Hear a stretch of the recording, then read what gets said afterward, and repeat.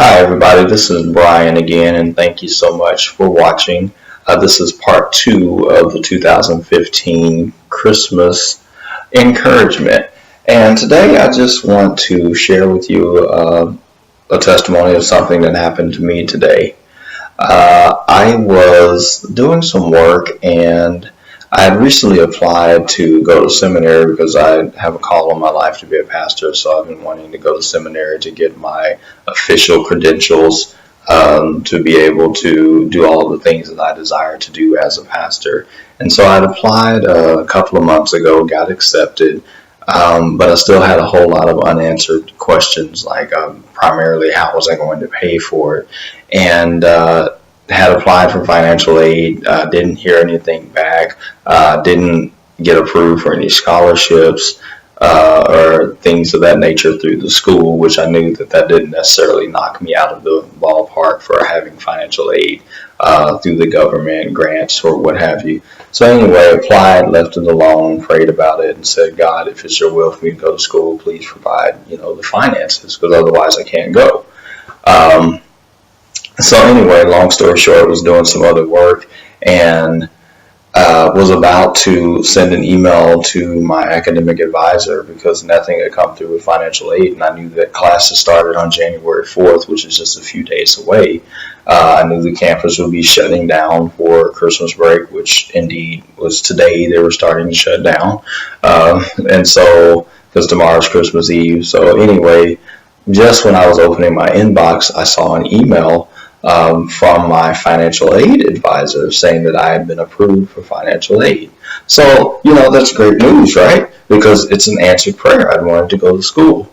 But sometimes you can get great news, but it comes with some adjustments that you have to make. Well, this is one of those times where it comes with adjustments because, as I said, I start class on January the 4th. Adding to that, the first portion of my class, my program is online. However, the first portion of my class requires that I drive down out of town to the campus, which is a few hours away. So, now I'm thinking in my mind, okay, I've been approved for financial aid.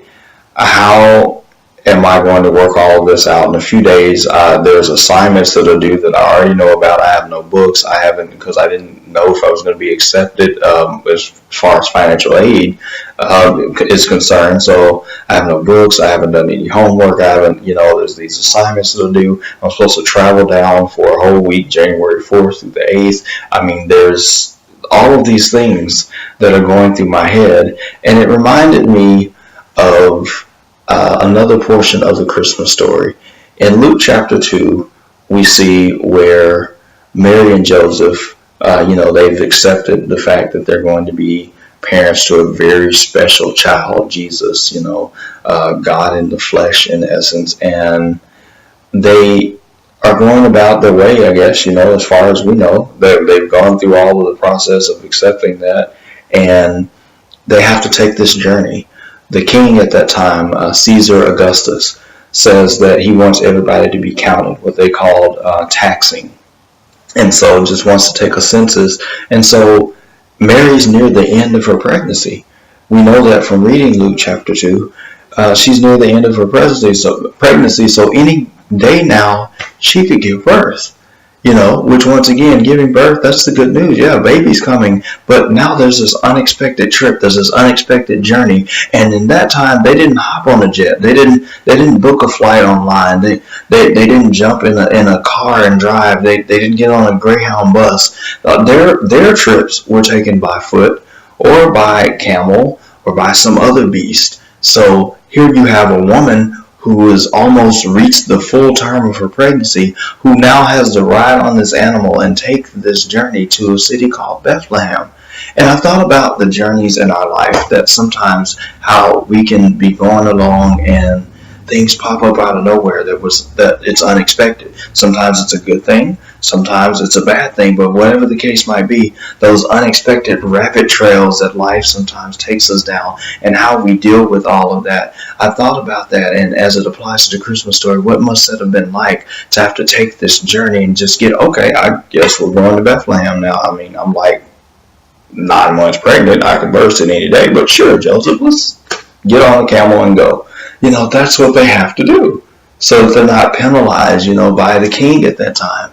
So, what do you do when life gives you something unexpected, when it takes you down a way that you didn't expect to go down, when you get unexpected news, when you get that phone call that you were not expecting, that in a season that would otherwise be happy, you have something to celebrate, something new is about to be birthed into your life. And then on the other hand, you got this situation over here that you got to deal with, or maybe it's something with your children, maybe it's a relationship that's broken down, maybe it's a job that you recently lost, maybe it's something that's happened in your finances. Who knows, even something that's happened in a church and you had to leave a church because of a situation when it seemed that things were just coming together for you.